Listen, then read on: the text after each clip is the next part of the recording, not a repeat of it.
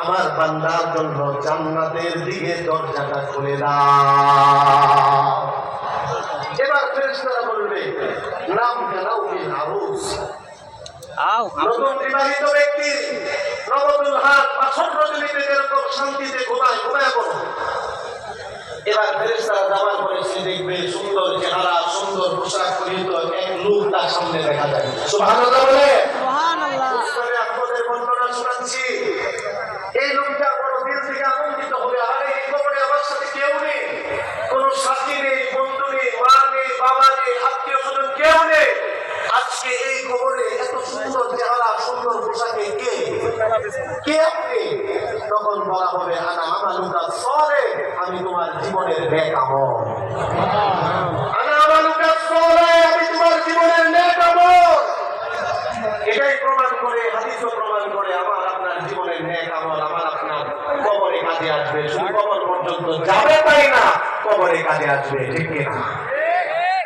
এজন্য সাহাবায়ে কেরামের কথা বলতেছিলাম, হযরত উসমান রাদিয়াল্লাহু তাআলা ওই যে সবকে দাঁড়িয়ে করে গেছেন, এটার সব এখনো ব্যাংক অ্যাকাউন্ট ওনার নামে আছে। বুঝলেন, সৌদি আরবের সরকারি ব্যাংকে ওনার অ্যাকাউন্ট আছে এবং ওই টাকা ওনার নামে জমা হচ্ছে, এটা মুসলমানদের কল্যাণে ব্যবহার হচ্ছে। সুবহানাল্লাহ। উসমান রাদিয়াল্লাহু তাআলা তিনি কত ধনাঢ্য ব্যক্তি ছিলেন। একবার এক যুদ্ধে আল্লাহ রাসূল বলতেছেন, যুদ্ধে যাওয়ার আগে রাসূলকে দিকে ইশারা করে বলছেন, এই তোমাদের মধ্যে আল্লাহর রাস্তায় কে কি দান করবে দাও।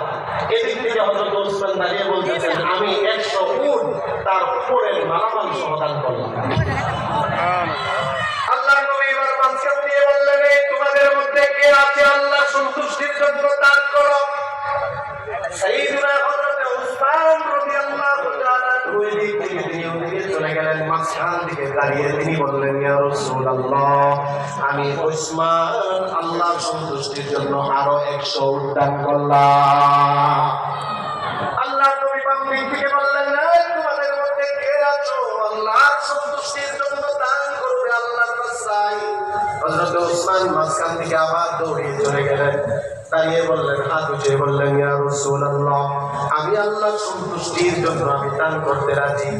এভাবে একই মজলিসের মধ্যে একবার দুইবার নয়, 100 করে করে করে করে 600 উট দান করলেন। সুবহানাল্লাহ। এসেছে 600 ঘোড়া তিনি দান করলেন। এবার আল্লাহর নবী বড় খুশি হাসি দিলেন। আল্লাহর নবী হযরত উসমানের প্রতি বড় খুশি হয়ে গেলেন। হযরত উসমান বলতেছেন, ইয়া রাসূলুল্লাহ, একটু অবস্থান করে আমি বাড়িতে যাই। সাইয়্যিদুনা হযরত উসমান রাদিয়াল্লাহু তাআলা দৌড়িয়ে ছুটলেন বাড়িতে। বাড়িতে গিয়ে কাপড়টা স্ত্রীর সামনে তিনি এভাবে ছড়িয়ে দিলেন আর বললেন, ও আমার প্রাণের স্ত্রী, ঘরের মধ্যে স্বর্ণ অলংকার দেখিয়ে আছে, দিয়ে দাও। হযরত উসমান রাদিয়াল্লাহু তাআলা স্ত্রী ঘরের মধ্যে যা স্বর্ণ অলংকার ছিল সবই দিয়ে দিলেন। সবগুলো নিয়ে তিনি আল্লাহর রাসূলের হাতে দিয়ে দিলেন। সেই দিন